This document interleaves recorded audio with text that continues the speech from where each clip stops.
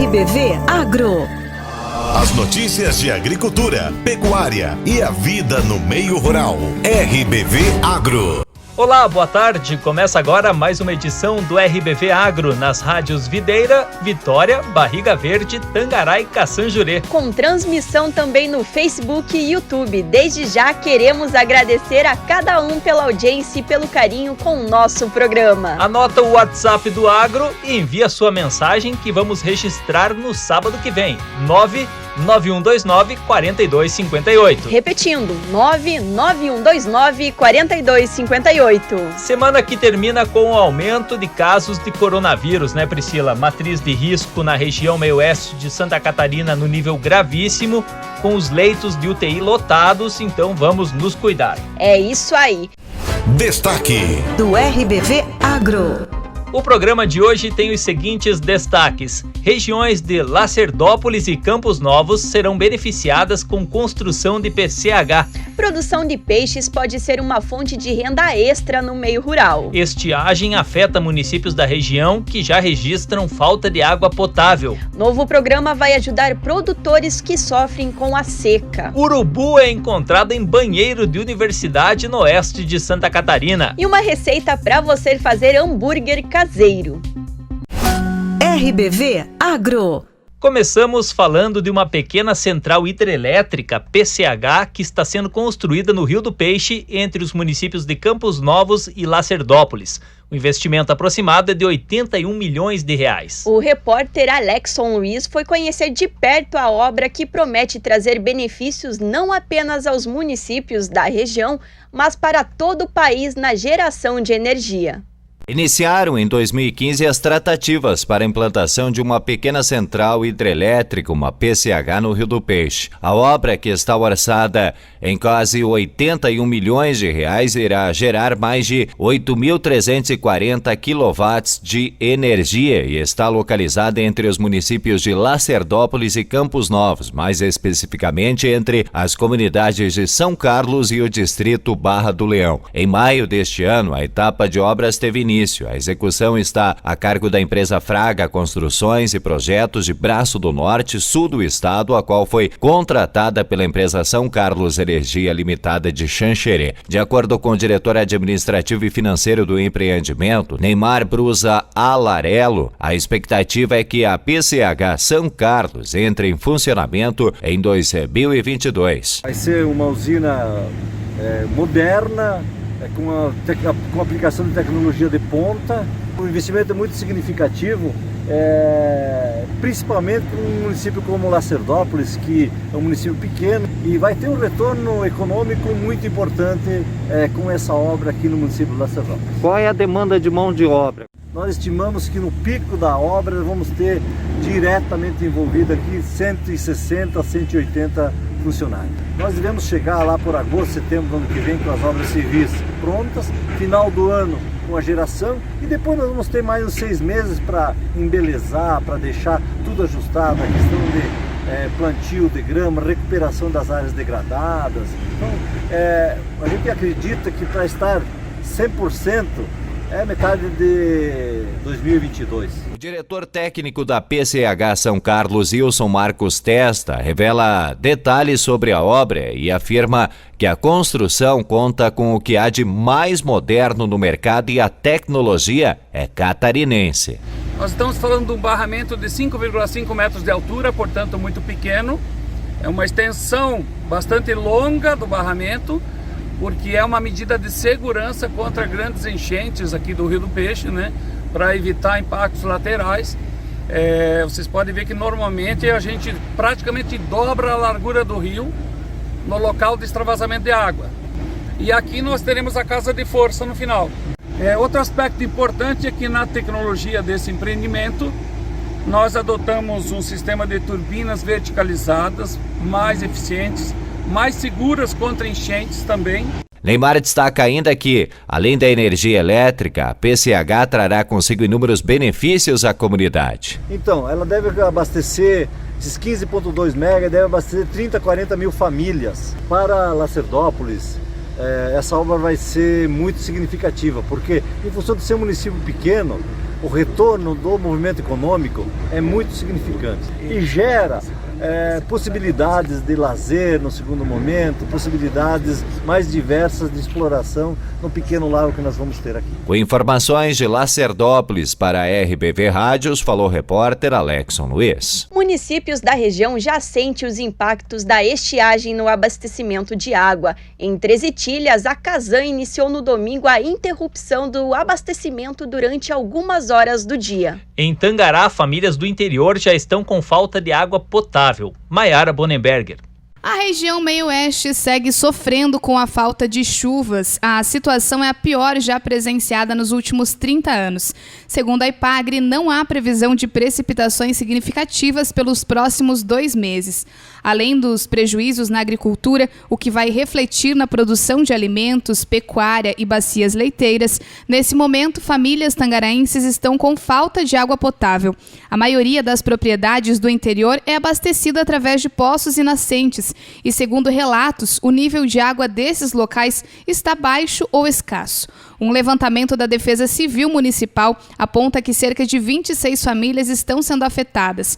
Levando em conta o número de pessoas prejudicadas, são quase 80 munícipes que sofrem com a falta dos recursos hídricos. São residentes das comunidades de Sede Dona Alice, Colônia Miller, Gramado dos Santos, Santa Rosa, São Paulinho, São Miguel e Linha Aparecida. A Prefeitura, através da Secretaria de Agricultura e Obras, vem trabalhando quase que exclusivamente no transporte da água, com 4 tanques e reabertura de poços nas comunidades. A Defesa Civil mantém a comunicação com as famílias atingidas através de grupos de WhatsApp e já encaminhou documento ao governo do estado solicitando auxílio para amenizar a situação, visto que a Prefeitura já declarou situação de emergência no fim do último mês. Nessa semana, técnicos da Defesa Civil do Estado estiveram visitando alguns municípios do Oeste e Meio-Oeste. Segundo informações, uma força-tarefa também está analisando estratégias utilizadas e que são colocadas em prática pelas prefeituras através das defesas civis municipais que recebem apoio técnico das coordenadorias regionais do órgão estadual. E em alguns municípios da região, a área urbana também já começa a sentir os impactos da estiagem e na falta de água. Em Três Itilhas, a Casan iniciou no domingo a interrupção do abastecimento de água durante algumas horas do dia. A companhia esclarece que a medida é necessária devido ao baixo nível dos poços artesianos e a dificuldade da captação da água.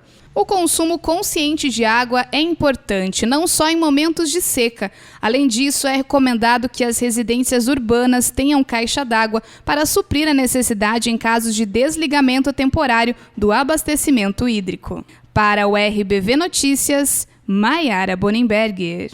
Um urubu foi flagrado em cima de um vaso sanitário dentro do banheiro da UNO Chapecó, no oeste de Santa Catarina. O registro foi feito por uma aluna e viralizou nas redes sociais. Uma professora da instituição resgatou o animal para cuidar em casa e a ave foi solta no domingo passado. Os urubus de cabeça preta são comuns na região. Frequentemente são vistos sobrevoando a área urbana e se adaptam com facilidade à presença humana. Segundo biólogos, os animais não transmitem doenças e são muito importantes para o ecossistema. Os urubus ajudam no controle ecológico e sanitário dos ambientes, eliminando 95% das carcaças do ambiente. Ao encontrar com um urubu, o correto é sempre devolver para a natureza. No entanto, é importante avaliar a condição de saúde do animal antes da soltura. Esse que foi fotografado no vaso sanitário da universidade estava com uma asa machucada e provavelmente entrou no local para se abrigar. O tempo. Boa tarde para todos os nossos ouvintes. Em relação ao fim de semana, pessoal, tempo instável, né? Predominando, a gente acaba tendo aí seus momentos de nebulosidade com algumas aberturas de sol, que até vai manter as temperaturas num patamar um pouco mais alto, ou seja, tem um pouco de aquecimento, pelo menos abafamento, mas pancadas de chuva no fim de semana estão previstas, tá? Ao longo dos 2 dias. Claro que não vai ser em todos os momentos, intercala com esses períodos de melhoria, vai ter essa distribuição bastante irregular, mas acaba acontecendo isso. Quanto mais dentro do turno da tarde, sempre maior o número de municípios com essas pancadas de chuva acontecendo. Com as informações do tempo, Leandro Puchalski. Vamos a um rápido intervalo. Não esqueça de anotar o WhatsApp do Agro e enviar sua mensagem para nós. Mande fotos, vídeos, sugestões 99129-4258. Voltamos já.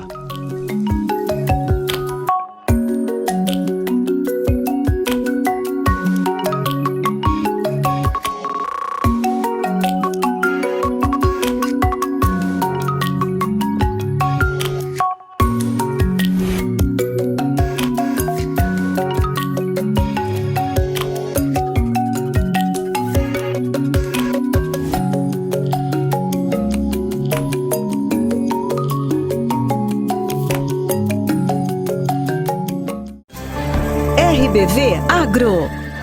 As notícias de agricultura, pecuária e a vida no meio rural. RBV Agro. Estamos de volta com o RBV Agro e vamos falar agora sobre as sementes misteriosas da China. Lembra, Priscila? Lembro sim, Murilo. Foi notícia no país inteiro no mês passado. Nesta semana, o Ministério da Agricultura disse que das 36 amostras de pacotes das sementes misteriosas da China, que já foram analisadas até o momento, 47% apresentaram algum risco de fitossanitário ao Brasil. Conforme o Ministério, até o fim do mês de outubro, moradores de todos os estados do país e o Distrito Federal somaram 525 pacotes de sementes recebidos e que não foram solicitados. O governo afirma que os pacotes supostamente foram enviados de 4 países asiáticos. A suspeita das autoridades é de que seja uma fraude relacionada ao comércio online. As análises realizadas pelo Laboratório Federal de Defesa Agropecuária, referência em sanidade vegetal, indicam que parte das amostras contém a presença de mais de uma praga. A orientação da SIDASC é para que, caso o cidadão não tenha feito nenhuma compra, mas tenha recebido um pacote suspeito, não abra, não semeie e não jogue no lixo. É necessário levar o conteúdo a um escritório da SIDASC mais próximo para que sejam recolhidas.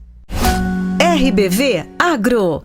A criação de peixes pode ser uma fonte de renda extra ao produtor rural. A atividade vem crescendo em Santa Catarina, apesar de dificuldades como a estiagem. Confira na reportagem de Diego Ricardo.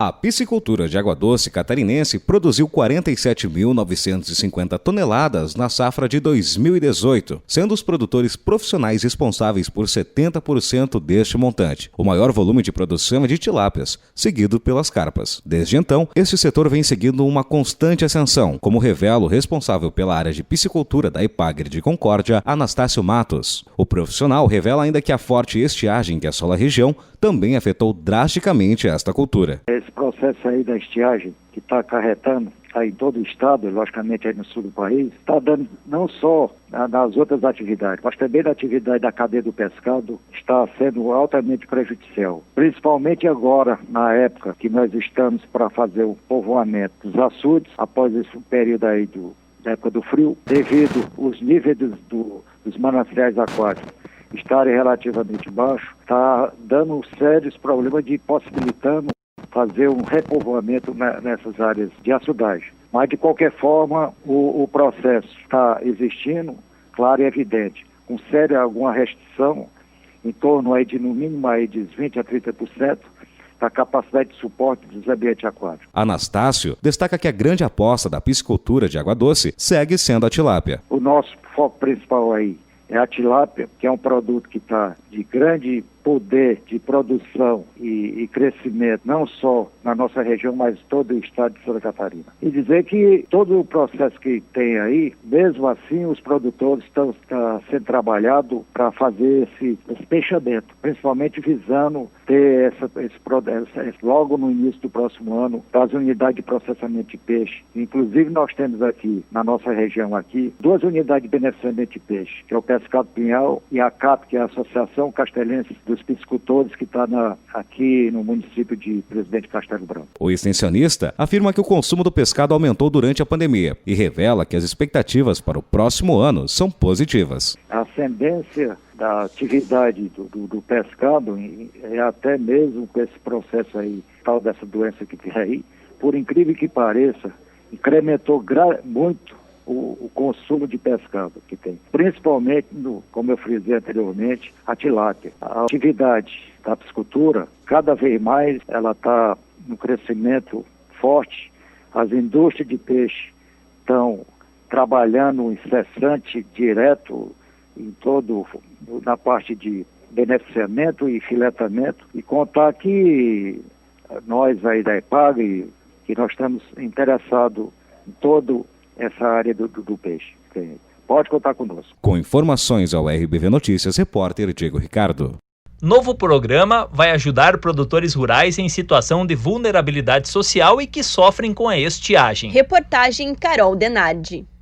A Secretaria de Estado da Agricultura, da Pesca e do Desenvolvimento Rural vai investir 10 milhões de reais para apoiar os produtores rurais em situação de vulnerabilidade social e de renda. O programa faz parte do novo pacote de ações do governo estadual com o objetivo de minimizar os impactos da estiagem na agricultura catarinense. Os recursos vêm da Assembleia Legislativa de Santa Catarina e serão destinados para o financiamento por meio do Fundo do Desenvolvimento Rural para famílias cadastradas no CadÚnico ou que tenham renda anual familiar de até R$50 mil e estejam sofrendo com problemas no abastecimento de água para as atividades essenciais. Este auxílio está disponível aos municípios com um decreto de emergência ou calamidade devido à estiagem e reconhecidos pela Defesa Civil. Cada produtor pode receber até R$10 mil. Quem dá mais detalhes deste apoio aos agricultores é o secretário estadual da Agricultura, da Pesca e do Desenvolvimento Rural, Ricardo de Gouveia. Dentro dos valores que estamos destinando aos produtores para atacar, vamos dizer assim, minimizar o impacto da estiagem, nós também destinamos, junto com o CD Rural, esse recurso que veio da Alesc, em torno de 10 milhões para os produtores que não estão adaptados, ou vamos dizer assim, não estão habilitados para os outros programas, principalmente aqueles que vêm do governo federal e estadual, que exigem um monte de documentos e outras características aí. O programa ele tem como objetivo dar acesso a esses produtores, muitas vezes são pequenos produtores, que precisam de um recurso para talvez fazer uma contenção na sua propriedade para armazenar água, ou comprar uma caixa d'água, ou fazer um encanamento, algo menor assim, né? E por isso nós disponibilizamos em torno de R$10 mil por produtor para que ele possa ter acesso a isso. É um recurso extremamente barato, porque ele vai pegar os 10 mil, mas vai pagar 5 mil, né? Se ele pagar em dia, ele no prazo aí de 5 anos, ele vai pagar R$5 mil, o que fica bem acessível, né? Bem em condições para que ele possa ter acesso. A Secretaria Estadual da Agricultura informa que o novo aporte de recursos no valor total de R$15 milhões, com recursos da Alesc, serão destinados a reduzir os prejuízos com a seca em projetos como a captação, armazenagem e distribuição de água através da construção de cisternas, entre outros. Os agricultores interessados em participar do programa devem procurar a EPAGRE do seu município. De Florianópolis, da Rede de Notícias Acaerte, repórter Carol Denardi. E o nosso último destaque de hoje é para dar água na boca, Murilo. Para quem gosta de experiências novas e de se aventurar na cozinha, que tal um hambúrguer caseiro? A Angélica Alves, para variar, né? Conta quais as carnes certas, teor de gordura e temperos para acertar na receita. Oi, gente, tudo bem com vocês? Aqui tá tudo certo. Olha, eu vou contar pra vocês que eu adoro uma comidinha caseira. E de vez em quando, a gente até tenta dar uma de Masterchef na cozinha. E se assim como eu, você também adora pratos fáceis e saborosos, hoje nós vamos aprender a fazer hambúrguer caseiro. Para os ingredientes, nós vamos precisar de 3 kg de carne moída. Escolha uma carne magra e macia para essa receita. 300 gramas de bacon moído, 1 ovo, 3 colheres de sopa de farinha de trigo, 3 colheres de sopa de tempero caseiro que é feito com alho, sal, cebola, pimenta e cheiro verde processados no liquidificador e 30 ml de água gelada. Misture todos os ingredientes muito bem e amasse para que eles fiquem bem misturados.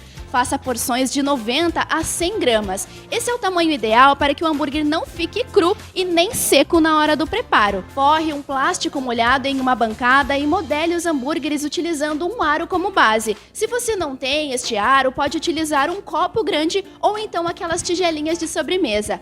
Faça um hambúrguer de cada vez e retire o aro logo em seguida. Forre uma assadeira de metal com plástico e coloque os hambúrgueres, intercalando sempre uma camada de carne e outra de plástico, sem apertar. Faça no máximo 4 camadas por forma e leve para congelar. Aí depois é só retirar do congelador, fritar ou assar e está pronta a nossa receita. Agora vamos para algumas dicas de chefe. Escolha pães macios. Não pode ser um pão muito grande. O ideal é que ele seja do tamanho do hambúrguer. Afinal, ninguém gosta de comer aqueles sanduíches que tem a carne escondida lá no meio do pão. A qualidade da carne também conta muito. Você pode usar cortes como a fraldinha ou então a ponta de peito. E o ideal é moer a carne apenas uma vez para que o hambúrguer fique mais saboroso. Quando se moe 2 ou mais vezes, ele fica muito compactado. Também é preciso considerar a quantidade de gordura. O correto é usar de 15% a 20%. Ou seja, em 1 kg de carne, 200 gramas devem ser de gordura. Isso é importante para que a gente dê liga e também suculência no hambúrguer. E aí, o que você achou dessas dicas? Você tem mais algum segredinho para essa receita? Conta pra mim! Esse foi o Água na Boca de hoje. Semana que vem tem mais. Para o RBV Notícias, Angélica Alves.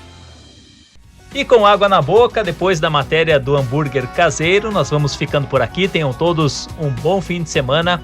Até sábado que vem. Bom fim de semana, até lá! RBV Agro.